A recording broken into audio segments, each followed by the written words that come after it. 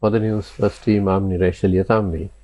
At the beginning of this month, April, on the very first day, I started this program by saying April is going to be an exciting month. Well, we're halfway through April, and quite frankly, there's been far too much excitement all around the world, in fact, and here in Sri Lanka as well. So, to discuss all these happenings, especially Sri Lanka's positioning in the world with these tariffs which have been placed globally, I have with me two political commentators. The first one is Mr. Kesarralal Gunasekara, former Member of Parliament, and then we have Mr. Nadeesha De Silva, a political analyst, both of whom are quite well known and are regulars on our programs. Welcome, gentlemen. Good evening. Good evening. Good evening. Right. So let me start with you, Kesarralal. These tariffs which President Donald Trump put in place, and he has continuously increased and decreased and kept the whole world guessing. And of course, then you have China hitting back, the European Union, Canada, Mexico. There's been a lot going on. But isn't this a wake-up call for us in Sri Lanka, that our foreign policy over the decades has not been up to it? That we have to position ourselves better, and quite frankly, we have to figure out what our interests are, our nation's interests, and how we should set about it. Niresh, I feel that it's a shake-up for the entire world, I feel. Not only Sri Lanka. There are so many countries, whole heap of countries which have been affected by the imposition of this tariff by the US president. Now, as far as Sri Lanka is concerned, we need to understand ours is a very small economy. And even a slight adjustment in another country, even the US, is going to affect us in a big way. So number one, I always believe that it's far more better to sit back and analyze for yourself as to what mitigation, active actions can be taken with regard to this. Number one that comes to my mind is diplomacy. Diplomatic circus would be in a better position, I feel, to have dialogue with the American administration and seek relief, because that is all wanted. Because to be very frank, in dollar terms, it's a small percentage when you compare it with the US imports. It's a very small, minute percent, not 0.00 percentage. So in that context, I think we are in a better footing to work out something which is favorable to this country. But as I said, we all need to understand that we must be able to stand on our own 2 feet. That is very important. As to whether we have achieved that is very dicey. I don't think we have achieved that status. But we must clamor and we must fashion our policies to ensure that we stand on our own 2 feet and not at every turn go with a begging bowl, which I'm totally against. Totally against. We can't be going with a begging bowl at all times. Now, Nadeesha, going with a begging bowl, this is an interesting point. Mm-hmm. We in Sri Lanka, we tell ourselves that we are the greatest country on earth. We have songs to that effect. But then the reality is we don't believe that at all. Our people clamor to leave the country and go. We fight amongst ourselves. The sense of patriotism just can't be seen. And we don't have that national pride. We have a sense of nationalism where we fight amongst each other, the kind of chauvinistic energy that we have. but we don't believe in Sri Lanka as Sri Lankans, and we don't act that way, which is why we always seem to sort of beg when it comes to the rest of the world. And this is, I mean, politically, economically. For example, when you have global tourism specialists coming to Sri Lanka and seeing what we have, and I have interviewed some who have come this year, and they are aghast at our pricing. They say, why in the world are you pricing so low? Don't you believe in yourselves? You have this amazing country, amazing tourism product. Of course, there's a lot to be done infrastructure wise, but why are you pricing so low? So this is, again, we've always got used to this. We are Sri Lanka, we are small, we are not significant, and we need somebody's handouts. Which is wrong. Yes. So what are your views on this, Nadeesha? A long explanation from you about the citizenship. Do you think that the Sri Lankans know what citizenship of a country is actually? So we have never acted as citizens. The patriotism, nationalism and all is there. They are there. But all these elements have been used by the Sri Lankan politicians to come to power. It is not in the hearts of the citizens, right? So this is the problem. This is why we are facing this issue which you mentioned now. Okay, so getting back to the major issue, right? In that case, first we have to understand whether Sri Lankans have understood the prevailing issue which has occurred from the tariffs which President Trump has imposed. So now, as Mr. Kesarralal said correctly, that the diplomats have to play a huge role in this situation along with the government, right? But now we have to look at where we have to focus.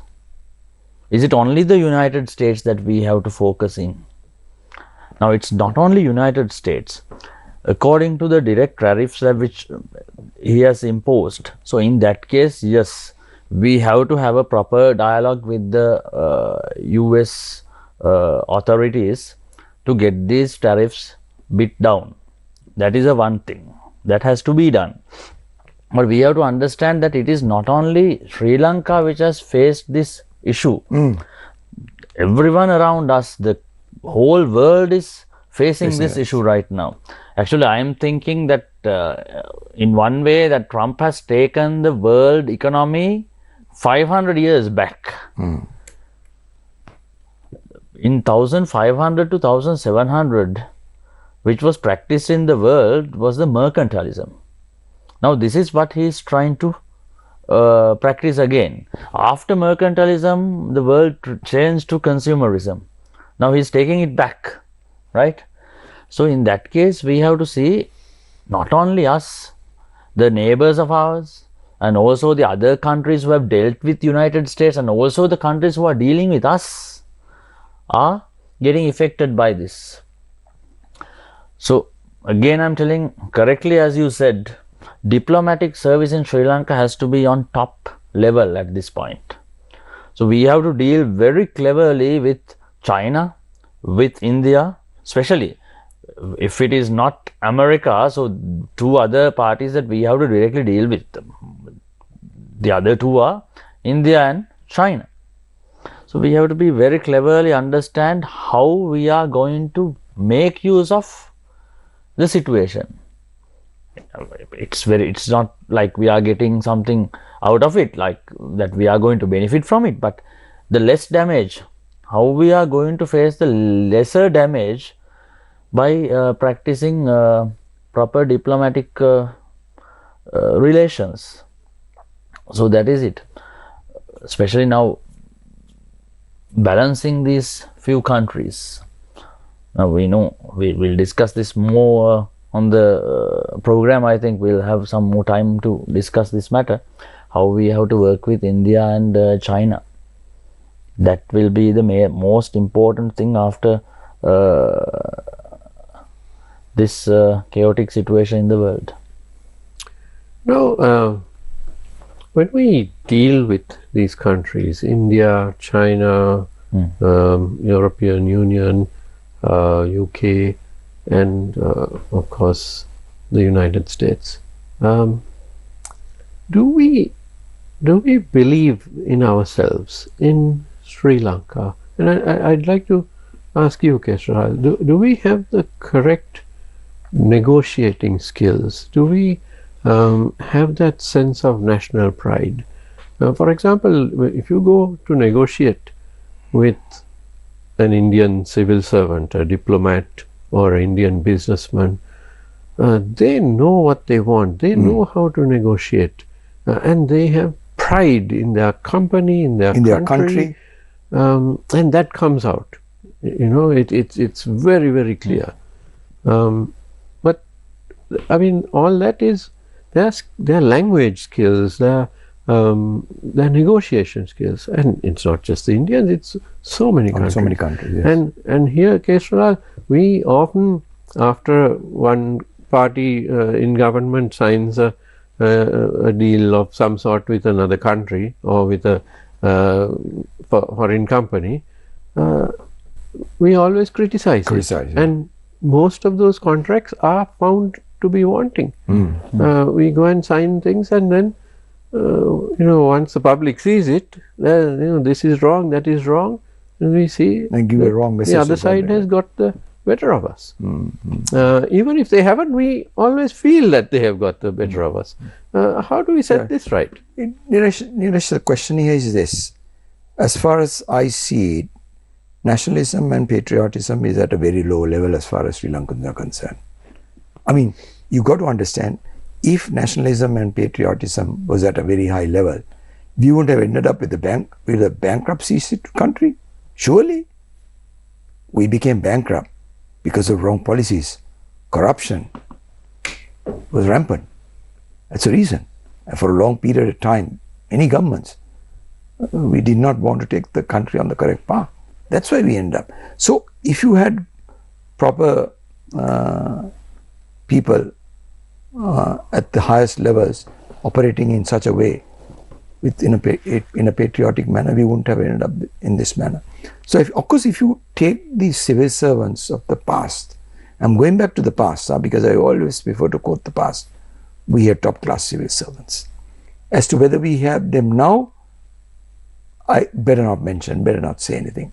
But I feel they can improve. Only thing is, as to whether we allow that improvement to take place, you need training. I am 100% aware as to the training that India goes through, their civil servants. We don't, number one, we lost our civils, we destroyed the civil service, we broke the backbone of the civil service of this country. That's the politicians who did that. It's the politicians. So establishing the civil service is a want at this juncture. And I feel that this government should be able to re-establish the civil service, because that is important. It's a civil service that runs the country. The government gives the direction.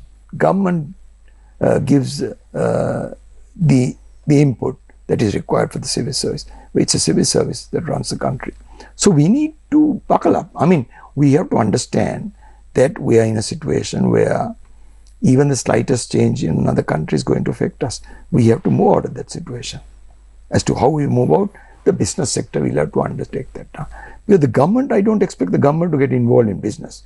So the business sector has to understand of course, I think the president has already appointed a committee of businessmen to look into this matter, as well as he has instructed the officials also to look into this matter and work out programs of activity as to how we can mitigate the damage. But as I said before, we have to learn to stand on our 2 feet and get rid of the mentality of going with a begging bowl. We have to start now, even at this stage, is okay, I feel. So, Kesarralal, you came up with an interesting situation where you look back at the past and said we had Yeah. good diplomats and negotiators Oh, yes. who we could trust Correct. our country with Yes. on the international stage. And here, a brilliant example I can think of is Lakshman Kadiragama, who was our foreign minister. I mean, he was superb. It didn't Wonderful. matter that he was from Sri Lanka, that we were a relatively small country and a minuscule economy. He would hold the world stage. I mean, Very simple. at any international conference, yes, yes, the way he Conducted himself. the speeches he gave, and he didn't grovel before anyone, and globally there was so much respect for him Oh, yes.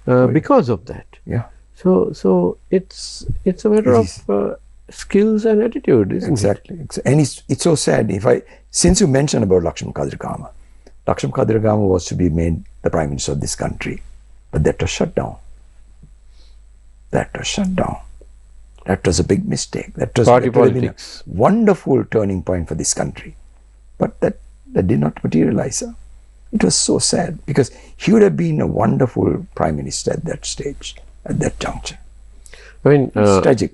I'm reminded of how he outmaneuvered the Australians in the World Cup. And when I say outmaneuvered, not on the cricket field, because the Australians they boycotted the coming to Sri Lanka, and they were very firm about it, and the West Indians followed suit.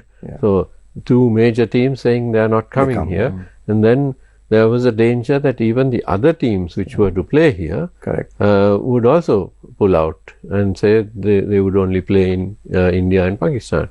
But he just came up with this magnificent strategy, and the crux, the highlight of it was that he spoke to the foreign ministers of India and Pakistan and got a combined Indo-Pakistani cricket team here to Sri Lanka to show that it's perfectly safe. Yeah. I mean, it's never happened before. India and it was Pakistan. a very quick decision. It's a quick Exactly. decision. So just a couple Very of quick phone decision. calls, Yeah. and the respect they had for him.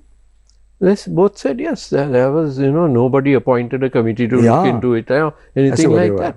And he made the announcement. They're coming in like 2 days' time. So you had the Tendulkars, the Wasim Akrams, they were all here together.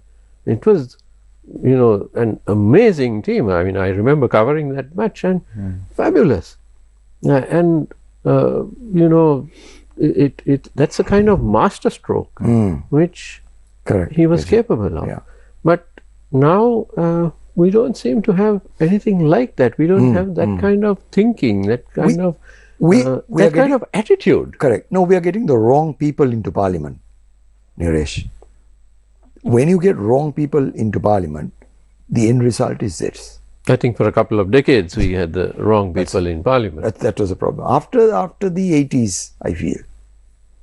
After the 80s and maybe beginning of the current century, we were gradually getting wrong people. Today, too many. That's a problem. You need quality people. I don't see statesmen in the present day context, which is so sad. We have worked with statesmen. We have worked in the past with statesmen, but we don't see that. Now, Nadeesha, how do you create this attitude? Now, of course, we have a lot of things going on: anti-corruption, new laws. Which is very good. All that is in the process, and hopefully, let's see how successful all that is, and we all hope it would be successful. But how do we get that, that spring in our step back to say we are Sri Lanka? No, that has to come from the citizens itself. So mainly what we are seeing is, that's why I said it previously, this patriotism and nationalism all were just elements to gain power. They were used as elements. They were just marketing tools, just advertising tools which played to manipulate the minds of the people that this person is, I mean, not that, I mean, it never was like coming from the people itself. People are seeing some external character. The media and the political campaigns and all, they are showing one person, he is a patriot. He is a nationalist. He loves this state. So people used to vote for the person who is the best patriot, right? That's how we got Viruvas and Apachis and all these people to power, right? So this is what happened. But inner self of the citizens, they were never full of patriotism. They were never full of nationalism. They have no idea what they are actually, right? It's all about worshipping some other person, just making an idol to people to worship and get that dude to the either to parliament or send him, make him the president. So that's what has happened throughout the history. So this is the tragedy of the country. It's the tragedy of the society. So that's why people are electing some external character, and what when they turn to themselves, they feel like, oh, this is not the country to live. We will move to Canada, we will move to New Zealand, we will move to Australia, and they are moving somewhere else. So where's the patriotism, as you asked previously, right? So there's no patriotism within the people. And the corruption, bribery, all these things, we are pointing at different characters. We are pointing at politicians, we are pointing at officials, we are pointing at the market manipulators and all. But what about us? As long as you are getting benefited from bribery or corruption, if you are the beneficiary, you are not against it. If you want to put your child to the school, you will bribe. You will bribe the principal and get it done. Correct. Then you are not rejecting corruption. You are supporting it. But when it is not you, but some other person who's getting benefit over me, at that point you become, this dude cheated, right? Then he files a complaint against the principal or the official, not because that he is not spoiled in himself, just because that he is not the person who got benefited at that exact point. Someone did better than me in bribery. So this is what it has to. These things should be changed from the bottom. Niresh. See, ethics and discipline. These if you things can put should come from the beginning. Ethics and discipline can come from the cradle. This country can be resurrected within 10 years. If ethics it happens, and discipline. If it happens. It's not that difficult. But the problem is, who is ready to get that happen? Right? Now, just think about this government. I know you are you have a good, this thing about the current government, but I am not seeing anything different from this. I'm not seeing anything different from this. And when it's up to this, we were just talking about why don't we bring better people into the parliament? That is one thing that we raised now, right? Correct. But who are better people? Now, you talked about the past. Important thing. Now, we were thinking about the previous, 60s, 70s, 80s. Okay. Just imagine those decades who were in the parliament. All good gentlemen. Very much disciplined. We don't have any historical stories that Kotalawal stole that much, the Senanayaka took this, and what we have heard is that these people have lost everything which they had from their ancestral properties. They have lost those things to serve the country. Or for the politics that they believed, right? So actually they didn't study in Sri Lanka. This is a tragedy. Okay, now only we are seeing the proper Sri Lankan qualities. People will not agree with me, because this is harsh. Now only we are seeing the 40 people who are in the parliament. Who we are seeing now? The exact representation of the Sri Lankan culture. Society. Kotalawala didn't represent the Sri Lankan culture. Senanayaka or Bandaranayaka, they didn't represent the Sri Lankan culture. Now we have the people from the grounds. Now we have all of them. It is what we are seeing right now. So a lot has to be set right in this. I mean, you can't find the end. Correct. Okay, So that is it's a circle. You don't know from where to catch. I mean, that is a problem, Niresh, which we don't have a solution. We might say that every single problem has a solution, but this has no proper solution. Gradually it will change. It has to change. But I'm dead sure that with all this expectation, the whole society kept on this current government who got 69 lakhs votes with a 2/3 majority, 159 seats. All these 159 represents this same category, nothing else. They will not do any change. Well, that's an interesting opinion, and we will get Kesarralal's opinion on this right after this commercial break. We are in conversation with Mr. Kesarralal Gunasekara and Mr. Nadeesha De Silva. Don't go away, we'll be right back.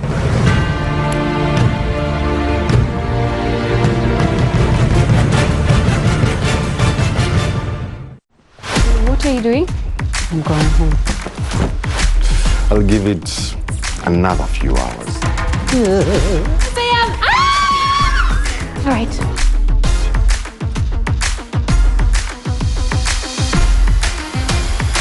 Higgins! Inspector Kazi. Prefect.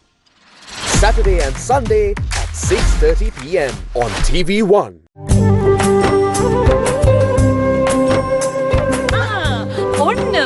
සැරෙත් අවුරුද්දට අපි එනවා කන්තලේ මධ්‍ය මහාවිද්‍යාලීය ක්‍රීඩාංගණයට අප්‍රේල් 19 දවස පුරා අවුරුදු සිරියෙන් පුරවන්න ඔයාලත් එන්න. අවුරුදු කුමරා කුමරිය bicycle ධාවන තරගය උරුපැදීමේ තරගය සහ ජන ක්‍රීඩා රසක් සමග කුරුණෑගල බැජී සංගීතයට ජනප්‍රිය ගායක ගායිකාවන් ගී ගයන නැගෙනහිරට අවුරුදු අප්‍රේල් 19 වනදා දවස පුරා කන්තලේ මැදිවිදුහල ක්‍රීඩාංගණයේදී ඔබේ ගමේ නගරේ දේශපාලනයේ හෙට දවස සතිය දිනවල සවස 6:00ට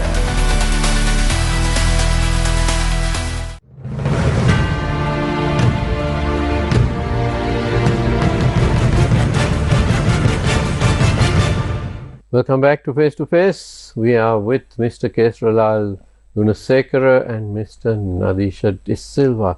Now, Kesarralal, Nadeesha was talking about how difficult it is to ring in the changes in Sri Lanka, a near impossible task, he believes. What's your view about it? Are you optimistic that this government at least will be able to change the national psyche to make us better Sri Lankans? Yeah, in my case, Niresh, I'm very optimistic for the simple reason I have for a long time been contemplating on a government of this nature.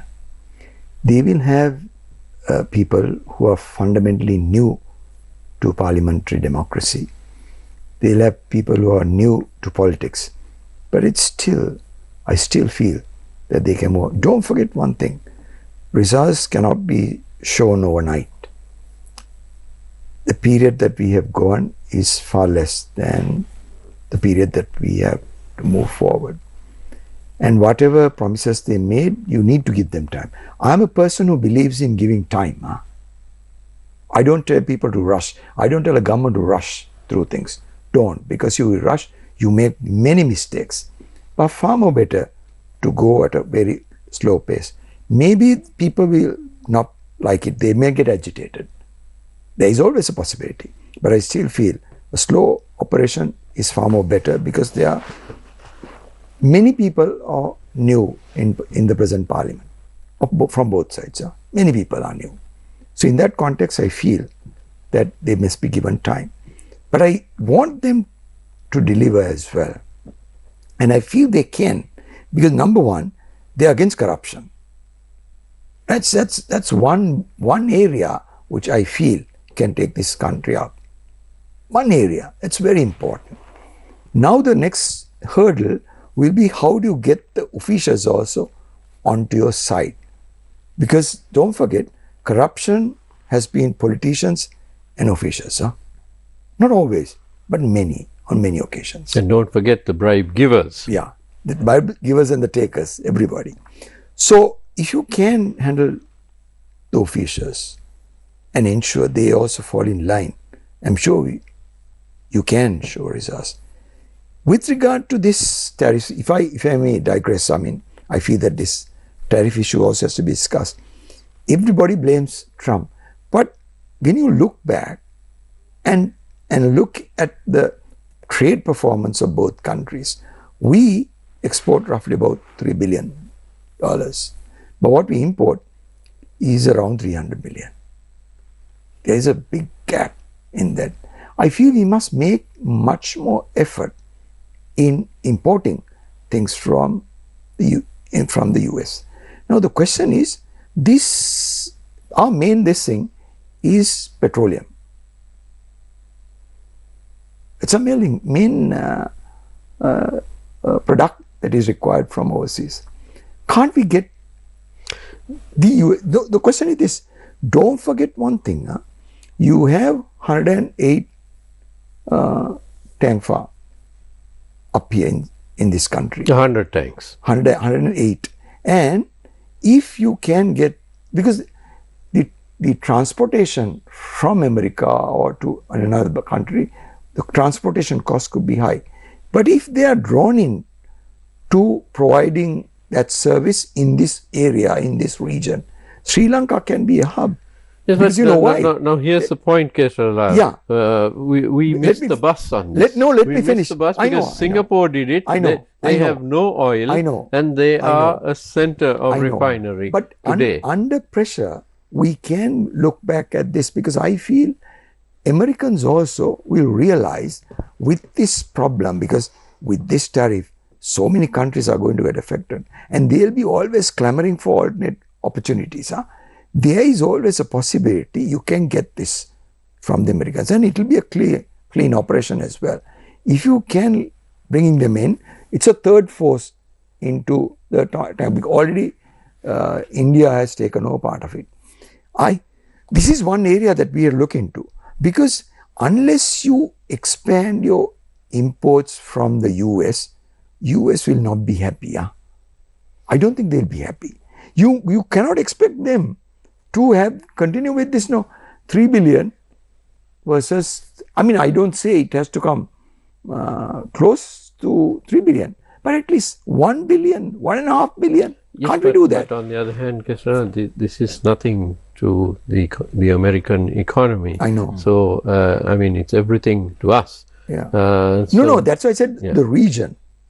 Yeah, that's why I used the term region, not only Sri Lanka, but the region. My concern is that when our people, our representatives negotiate, will we once again settle for something which is not the best deal?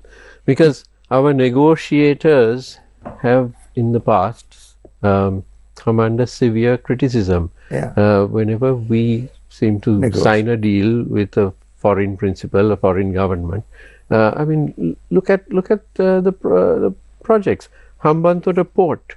Everyone's criticizing that we gave away the port. So the feeling among Sri Lankans is China got the better of us. Yeah. And a Chinese company. Then Port City, so much criticism. Again, that China got the better of us. Mattala Airport, then the Adani wind power project. This entire feeling criticism will not come again. Yeah. Because the criticizers are the government now. But then there's always the opposition.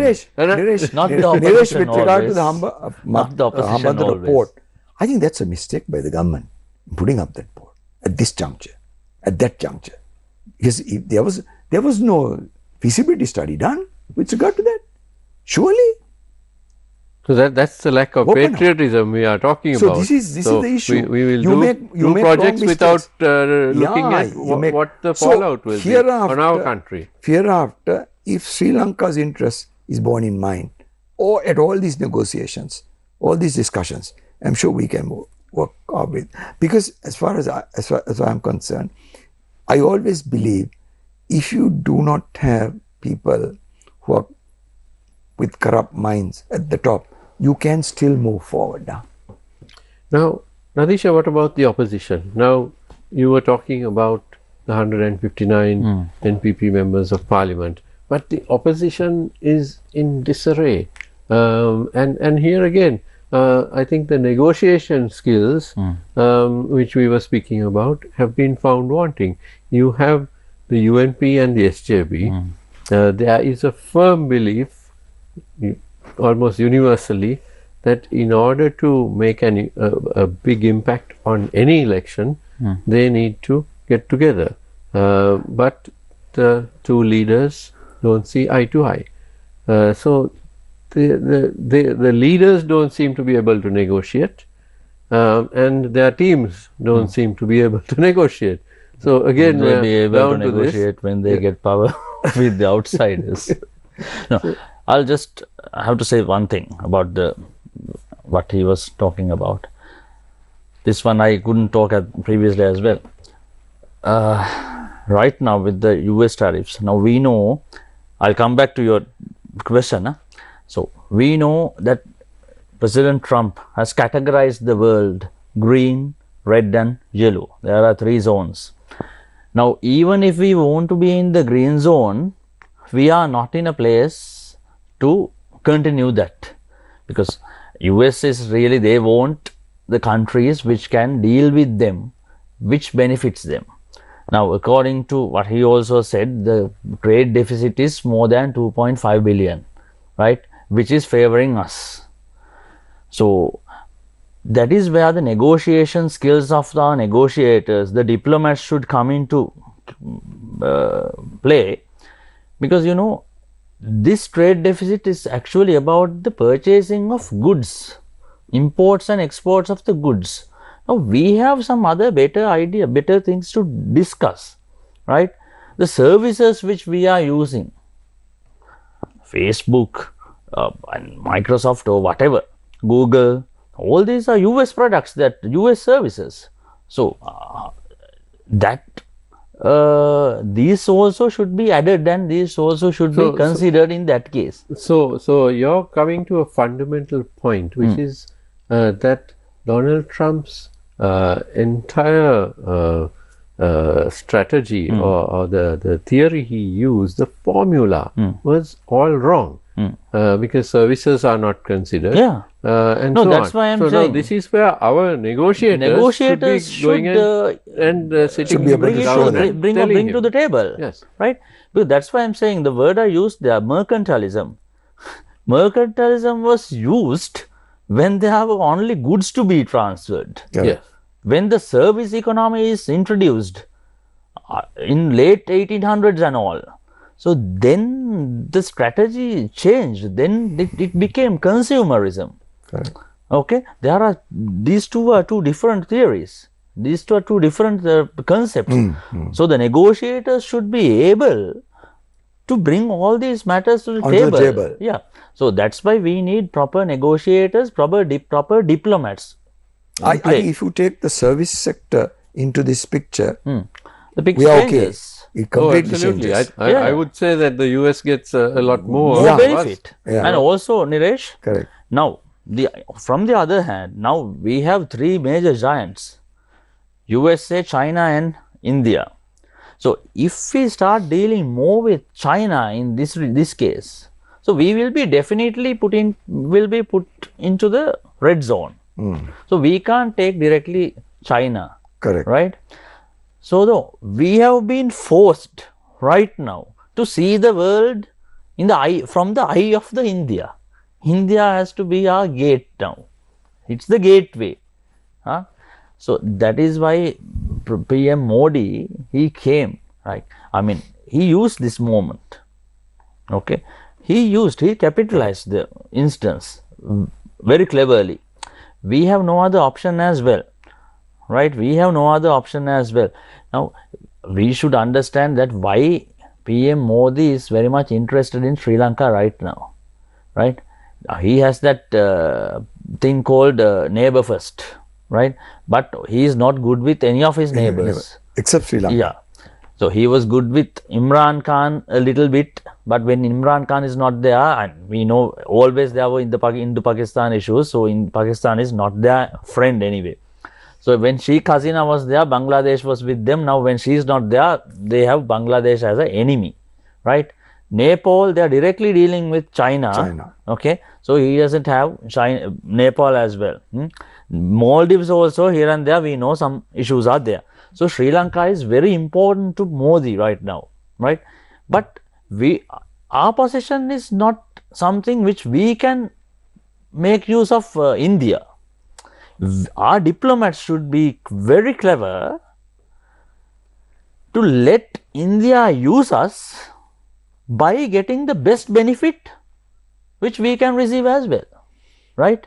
So, this is where we should be very clever, our diplomatic service. Also, the other problem, when India is with us, now which will be our next problem? China.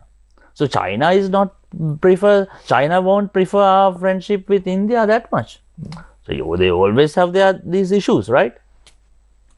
So, in that case, that's why I am telling Sri Lankan government should pay huge, they should concentrate really hard to have the best diplomats in business. That's very important. They have to bring, now you talked about Kadiragama, right? So, can we just even compare Kadiragama with our present Minister of External Affairs? I don't want to tell the name even, right? Can you just compare, right? No, we need such people. Yeah, but it's not an individual. It's not just an individual. Kadiragama was exceptional. No, Kadiragama is exceptional. But when we compare, even you know, whatever the issues we have and whatever the doubts we have, whatever the arguments we have, even Ali Sabri played a big role in last couple of years. Correct. Right? Otherwise, the issues we faced from 2022 era, so 2022 to 2024 with Ranil Wickremesinghe government, Ali Sabri also played a huge role, right? He played a good role. That's correct. Even Mangala Samaraveera, they have done things, right? But anyway, even if we like or not, whoever the Minister of External Affairs Sri Lanka has right now, himself, or if we want to change someone or whatever, so we need very clever people in business. This is it. And coming back to your question about the opposition. See, I think I have told this thing like 4 or 5 times in your programs only, right? Sri Lanka is in a governance crisis, in an economic crisis, but our major problem is we are in a leadership crisis. The worst part is in the current opposition. Now you talked about 2 leaders who are not looking at each other eye to eye. Yes, they can't see eye to eye. Yeah. Okay. Ego issues are bigger than the country. Ego issues are better than their parties. Right? People are suffering. Just think about the UNP. Right? Now SJB is there, UNP is there. Right? So just think about the traditional UNP voter. How pathetic they are. How frustrated they are. Do they have a person to look at? Do they have a party to vote? Do they have a party to support? So that's the voters. But what about the ground level party, the personnel? The members, who are the organizers and all. Those who want, they are helpless. Work hard. They are helpless. They can't do anything. They are just, their arms and legs been broken. Okay. SJB and UNP are 2 different elements, but the UNPer, the person, the UNPers, the green-blooded UNPer, what can they do? They are left without a leader. So this is the major problem now the country is facing. There is a government which is strong, even if it's good or bad, there is a strong government. But Sri Lankans, they don't have a proper opposition to look at when you see something wrong, something is failing in the government, do they have a person to look at? Do they have a party to look at? Do they have a platform to stand on? No. Well, judging by the very weak negotiating skills of both these parties and their leaders, No, that's why clearly them together, the if they can't get their negotiations done, what is it? Now, if you just can I ask you, this situation, these two parties not being able to talk to each other, and you know, come up with even a marriage of convenience for the elections. Now, we were told after the presidential election, we can't get together for the general election because it's too soon. It's only 6 weeks But to go. thereafter we can. But thereafter we'll do it. But now 6 months after that, with the Still local there. government elections just around the corner, nothing doing. There was a cursory, yes, we are discussing, each set up a committee to look into the But possibility. They did not and take out the then ground. fell flat, nothing happened. And now if you can't do it in 6 months, you know, even in a year or two, can you expect these two parties to get together? I don't expect. Okay, I if don't you think don't so. expect that, what's going to happen in the opposition? Will we see a breakaway faction from one of these which will rise, or will we see a completely new party rising, or one of the other parties coming up? No, in my perspective, it'll be this way. Definitely, there will be an ideological front which is going to be formed. That will happen. It's a natural. It will work naturally. An ideological front which represents the right wing, which believes in the open market economy, which believes in neoliberal economics. Right? There will be a front. It won't. It should not be a party officially. It should not. It is not necessary for that thing to be a party. It can be just a movement. People will gather around that. I mean, the right wing supporters, people from the UNP and SJB, when they are fed up with these two parties and the leaders, they will start gathering around an ideology which they believe their previous party had, right? So that will be formed. There will be a time, I believe this will happen in 2028, 2029. These two parties, SJB and UNP, from both these parties, the leaders of these parties, no, I don't mean Sajith Premadasa and Ranil Wickramasinghe, but there are other people who are capable of doing things, right?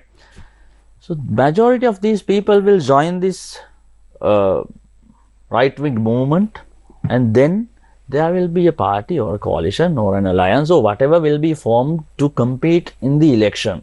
That might come in the phase of SJB, that might come in the phase of UNP. But anyway, there will be something like that will be formed. Not based on SJB, not based on UNP, which we have currently, but with the ideology which they had previously. So that will come. Anyway, for a strong government, Niresh, we are almost out of time, so your final thoughts. anyway, for a strong government, you need a strong opposition as Exactly. well. Very important. You need a very, very strong opposition. That's how a strong government comes into play. If you don't have a strong government, if you don't have a strong opposition, you are not going to have a strong government. That is where we are. That is where we are today, I feel. Right, excellent views indeed, gentlemen, and I'm afraid we are out of time. Thank you to Mr. Kesarralal Gunasekara, former Member of Parliament, and Mr. Nadeesha De Silva, our political analyst who is here very frequently with us. And thank you to you at home for watching. Don't go away because the news is coming up next. Have a great evening.